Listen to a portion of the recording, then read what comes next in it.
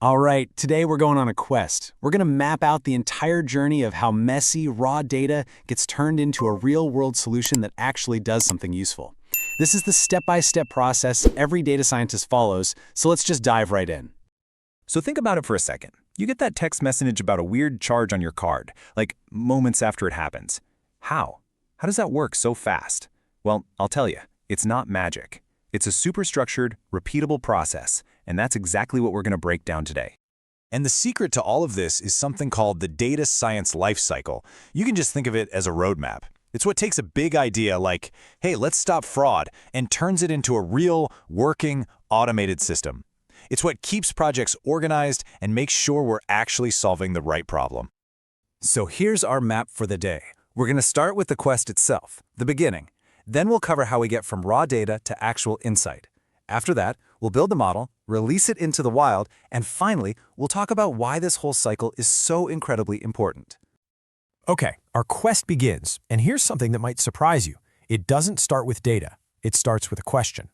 This is, without a doubt, the most crucial part of the entire journey. So, step 1, problem definition. Before anyone touches a single piece of data or writes a single line of code, you have to know what you're trying to do. You need a clear goal. Without that, you're just wandering around in the dark, hoping to stumble on an answer. And that means asking some really specific questions. What problem are we actually solving here? What's the impact on the business? What exactly do we want to predict? So going back to our fraud example, the goal is crystal clear. We want to protect customer transactions and stop the company from losing money. Now that is a target we can aim for. Okay, so we've got our mission. Now it's time to gather the raw materials. This is where we roll up our sleeves and get our hands dirty with the actual data. Step 2 is data collection. We're pulling in information from everywhere. Databases, APIs, server logs, you name it. And you've probably heard this before, but it's so true. Garbage in, garbage out.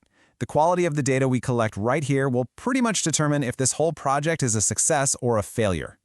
So, once you have all that data, what do you think data scientists spend most of their time on? Building those fancy models, creating cool charts? Well, take a look at this number, 70%. What on earth could take up that much of their time? The answer is data cleaning. Yep, the vast majority of the work isn't the glamorous model building part. It's cleaning. And that's because real-world data is almost always a complete mess. It's messy, it's incomplete, and it's full of mistakes. And when we say cleaning, this is what we're talking about. It's dealing with missing values, getting rid of duplicates, fixing typos and weird formatting, figuring out what to do with crazy outliers. It's tedious for sure, but this work is the absolute foundation for everything that comes next. Okay, once our data is finally sparkling clean, we get to do the fun stuff. This is step 4, exploratory data analysis, or EDA. This is where we get to be detectives. We start making charts and graphs, visualizing the data to see what we can find. We're looking for patterns, trends, relationships, anything that helps us form a hypothesis about what's going on. All right, we've defined our problem, we've prepped our data. Now it's time for the part everyone gets excited about, crafting the solution by actually building a predictive model. But hold on. Before we jump right into algorithms, there's a really creative step called feature engineering. This is the art of choosing and sometimes even creating the best possible input variables or features for our model. So instead of just giving it a transaction date, maybe we create a new feature for a day of the week, because fraud might happen more on weekends. It's all about making the patterns as obvious as possible for the model. The rule is simple. Better features make better models.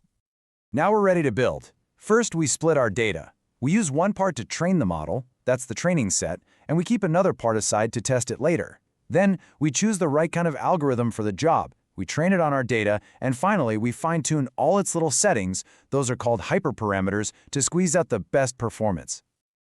So, we built a model. Great, but is it any good?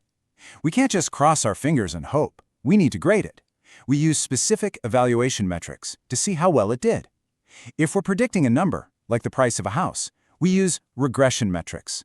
They tell us how close our predictions were. But if we're predicting a category, like fraud or not fraud, we use classification metrics like accuracy or precision to see how many we got right. This gives us a hard number, a score, for how much we can trust our model. So our model is built, it's been tested, and it works. But it's not really doing any good just sitting on a data scientist's laptop. It's time to release it into the wild. And this is step 8, deployment.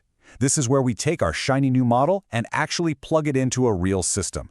We could put it on a cloud platform, make it available through an API, or embed it right into an app. Deployment is the step that turns a cool model into a useful solution. But the job's not done yet. You can't just launch it and walk away. The world changes, right?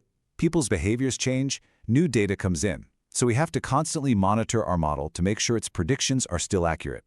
Over time, models can drift and get worse, which means they need to be retrained or updated. And this brings us to the final and maybe most important piece of the puzzle, the feedback loop. All the new data and user feedback, it all goes right back to the beginning of the process. This is what makes it a life cycle. It's a loop that allows for continuous improvement, restarting the quest to make the solution even better.